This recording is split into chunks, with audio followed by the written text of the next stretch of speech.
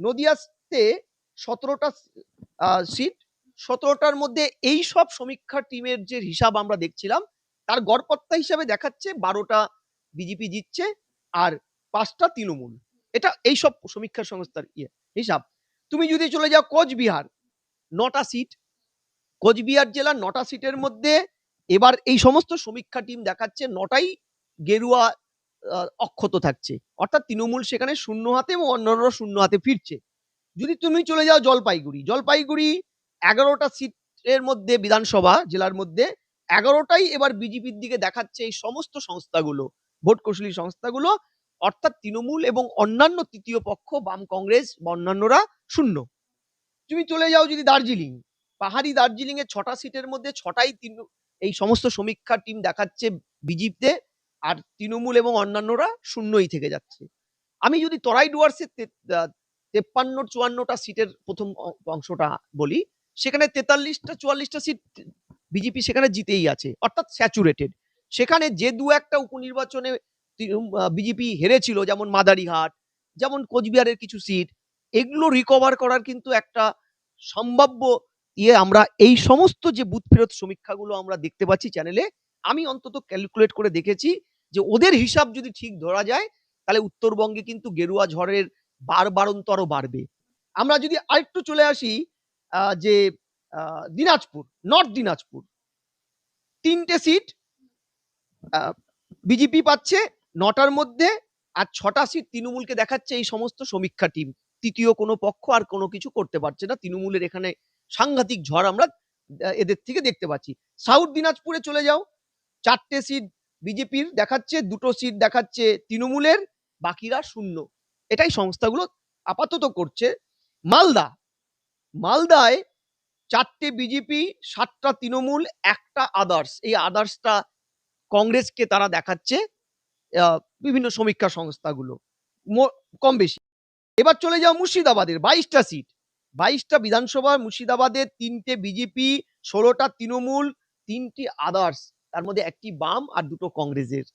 অর্থাৎ ডিস্ট্রিবিউশনটা হচ্ছে মুর্শিদাবাদে 22টার মধ্যে 3টে বিজেপি, 16টা তৃণমূল, 3টে অন্যান্য কংগ্রেস এবং বাম মিলে। আচ্ছা, আর তুমি যদি নর্থ 24 পরগনা 33টা সিট দেখো, সেখানে বিজেপির এই সমীক্ষা দেখাচ্ছে 10টা সিট, 23টা সিট তৃণমূলের, অন্যান্যরা শূন্য। অর্থাৎ অ্যাবসুলেট এখানে কিন্তু সাইক্লোন তৈরি করছে তৃণমূল, যদিও তারা খোয়াচ্ছে, এই পরিসংখ্যানগুলো দেখাচ্ছে তারা খুইয়ে যাচ্ছে, কারণ এখানে 33টার মধ্যে হয়তো 32টাই বোধহয় এদের লাস্ট 21-এর নির্বাচনে ছিল। আচ্ছা, এবার সাউথ 24 পরগনায় 31টা সিটের মধ্যে এখানে বিজেপিকে তারা দেখাচ্ছে 5টা, তৃণমূলকে দেখাচ্ছে 25টা, অন্যান্যদের এখানে দেখাচ্ছে একটা। ঠিক আছে, এটা সম্ভবত এটা দেখানো হচ্ছে কংগ্রেসকে। আর যদি তুমি চলে যাও কলকাতা রাজধানী, সেখানে কলকাতায় 11টা সিটের মধ্যে 5টা বিজেপির, 6টা তৃণমূলের, বাকিরা শূন্য। অর্থাৎ লোকসভা নির্বাচনের রিপিটেশনটা এখানে হচ্ছে, কারণ লোকসভায় কিন্তু এখানে 5টা সিটে তৃণমূল বিধানসভায় পিছিয়ে ছিল লোকসভা। আর হাওড়ায় যদি তুমি দেখো, হাওড়ার সিটটা এখানে 15টার মধ্যে 7টা বিজেপির আর 8টা তৃণমূলের, বাকিরা শূন্য। এটাও ঠিক লোকসভা নির্বাচনের ওয়ারি হিসাবে সামান্য ইমপ্রুভের সিগন্যালটা, এদের সমস্ত তথ্যগুলো দেখাচ্ছে বিজেপি সামান্য এগোচ্ছে গড়ে। আর হুগলি যদি দেখো 18টা সিট, 14টাই বিজেপির ভাড়ারে যাচ্ছে এইসব সমীক্ষায়, এবং 4টি যাচ্ছে তৃণমূলের ভাড়ারে হুগলি। তুমি যাও ইস্ট মিদনাপুর, পূর্ব মিদনাপুরে 16টা সিটের মধ্যে 15টাই গেরুয়া শিবিরকে দেখাচ্ছে একটা তৃণমূলের, অর্থাৎ ভয়ানক একটা মানে সুনামি, গেরুয়া সুনামির আভাস এরা দেখাচ্ছে পূর্ব মেদিনীপুরে, যেটা লোকসভার ওয়ারি হিসাবেও কিন্তু এটা ছিল না এই সংখ্যাটা। আর যদি পশ্চিম মিদনাপুরে বলো, এখানে আমরা 19টা বিধানসভার মধ্যে 13টা দেখতে পাচ্ছি এইসব সমীক্ষায় গড়ে, 13টা বিজেপি, 6টা তৃণমূল, অন্যান্যরা শূন্য।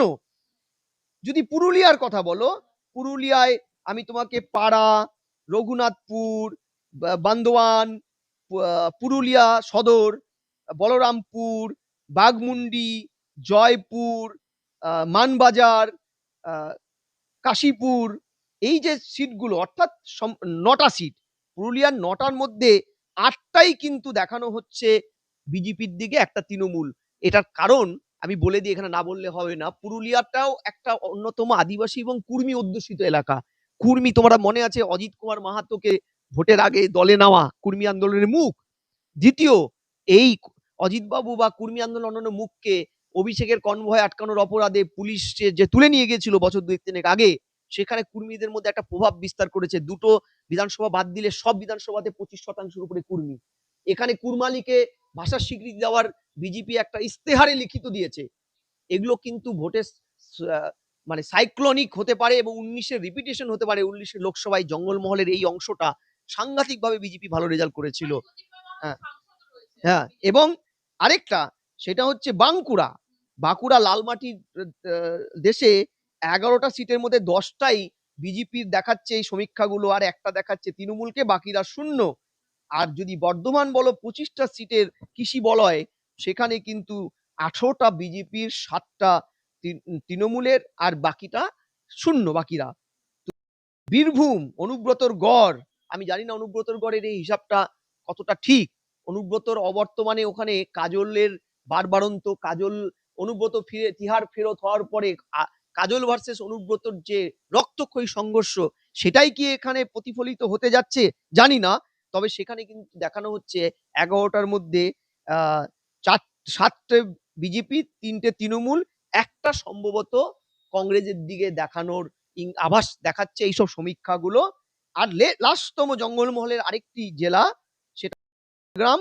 ঝাড়গ্রামের ৪টে লোকসভার মধ্যে ৪টি বিজেপির, বাকিরা শূন্য স্বাভাবিকভাবে থাকছে। এটাও ওই কুর্মী কোরমালি আদিবাসী রসায়নটাকে কাজে লাগিয়ে যে বিজেপির সব ভাড়ার পূর্ণ হতে যাচ্ছে বলে যে আভাসটা, হলে এটা হতে পারে। সার্বিকভাবে তুমি যদি টোটাল সংখ্যাটা দেখো, সমস্ত সমীক্ষার টিমের এগুলোকে পাশাপাশি বসিয়ে যদি গড় করা যায় বা ক্যালকুলেট করা যায়, আমরা যেটা পেয়েছি সেটা হচ্ছে ১৬৮টা গেরুয়া শিবির, অর্থাৎ পদ্মফুল ফোটার দেখা যাচ্ছে সম্ভাবনা। আবারও বলছি সম্ভাবনা।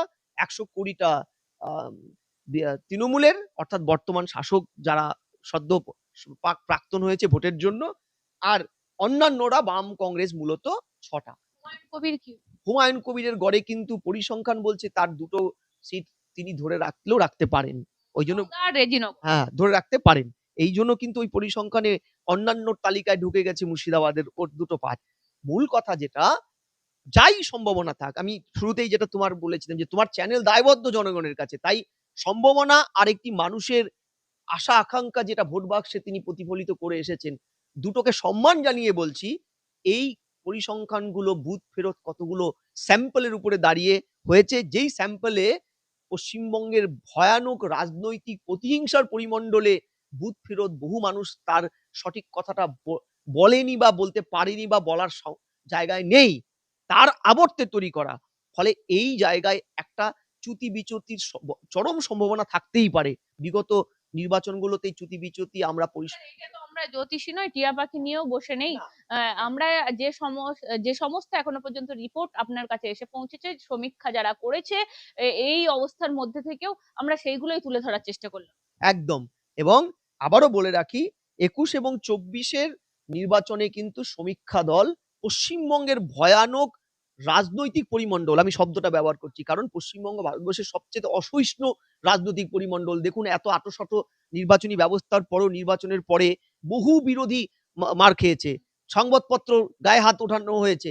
এমনকি আজকে রিপোল হচ্ছে বেশ কিছু জায়গায়, কারণ বিরোধী ভোটারদের ইভিএম এর মধ্যে টেপ লাগিয়ে দেওয়া, আতর লাগিয়ে দেওয়ার মতন সায়েন্টিফিক রিগিং হয়েছে। এই পরিমণ্ডলে মানুষের পরিবর্তন না প্রত্যাবর্তন, বিশেষ করে মহিলা, বিশেষ করে সংখ্যালঘু ভাইয়েরা, বিশেষ করে একটা বড় অংশের জেনজি, ১.৫ কোটির মতন জেনজি, ৪০ বছরের বয়সী তারা কোন দিকে তাদের মত প্রতিফলন করেছে, তারা বুথ ফেরত সমীক্ষায় কিন্তু তাদের কথাগুলো ধরা যায়নি বলে বহু সমীক্ষক টিম কার্যত চুপচাপ থেকেছে, কিছু করেনি। আর যারাও বা করেছে, তাদের যা পরিসংখ্যান আমরা বাড়িতে বসে ঠান্ডা ঘরে বসে দেখেছি, তাতে ট্রেন্ডগুলো বিচার করে মনে হয়েছে গড়ে এইরকম একটা অঙ্ক এলেও আসতে পারে। আবারও বলছি, এলেও আসতে পারে, এটা একটা সম্ভাবনা। এটা গড়ের সম্ভাবনা।